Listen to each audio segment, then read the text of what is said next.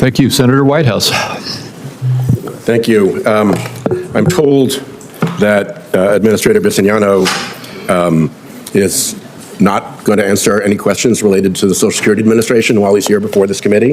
That doesn't seem like a great rule. I don't know if the chair has approved that refusal to answer questions on that subject. Well, this is an IRS hearing, not a Social Security hearing. And does that mean that we don't get to ask questions about Social Security Administration? Oh, you can ask whatever questions you want. I leave it up to the CEO as to what he will answer.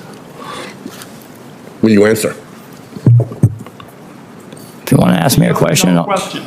I'm sorry? That is a yes or no question. Will you answer? I want to hear the question. I'll answer. I'll definitely answer. Okay, good. I'll definitely answer. It's pretty simple. You and I have talked before about this subject, and that is protecting the data of the Social Security Administration. When we first spoke and we had the hearing here, you said you'd do a complete review of the extent to which what I call the doggy boys had gone in and exfiltrated data from the Social Security Administration. And you then reported back that it looked like there had been no problem, that the data was sound. Since then, there have been multiple reports of doggy boy people having removed potentially significant amounts of data from the death list and others and exfiltrated them when they left to provide as an asset to private sector employers and so forth. Would you like to update us on what your review has shown? Yeah, that review's been fully put in front of the ranking member and the chairman's staff and been reviewed with them. And what can you assure us about what Social Security data has been exfiltrated? We've been very clear about we don't see any data that left the House. You don't see any data that left the House? No, okay. The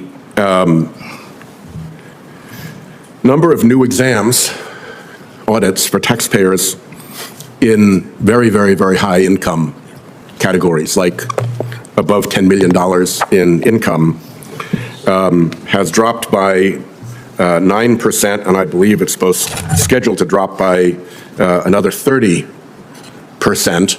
I go back to the days when the majority of the IRS's enforcement effort was in states like Mississippi, going after the poorest people.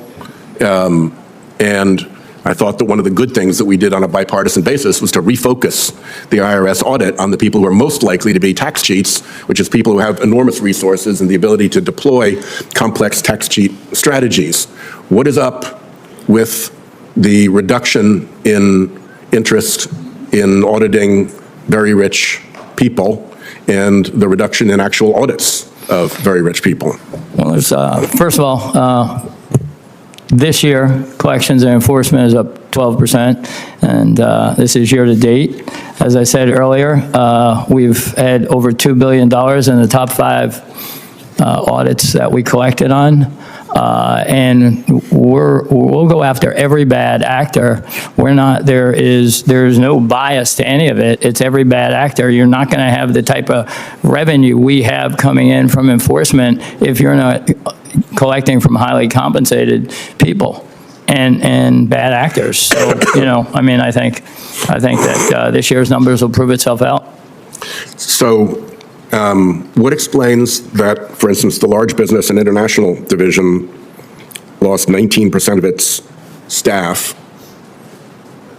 And has that affected audits in the large business and international No, division? I think what our head of enforcement would say and our head of CI would say is their ability to use technology has completely gotten them reaching out to more, not less. I don't think that the metric anyone ever had that said it was the right number of staff, and I'm going to always ensure that we have the right number of staff to get every job done we need. Mr. Chairman, I think it might behoove the committee to have a kind of technical session on looking at how the IRS is implementing new AI and data systems in order to overcome what seems to be very dramatic reductions in workforce dedicated to audit.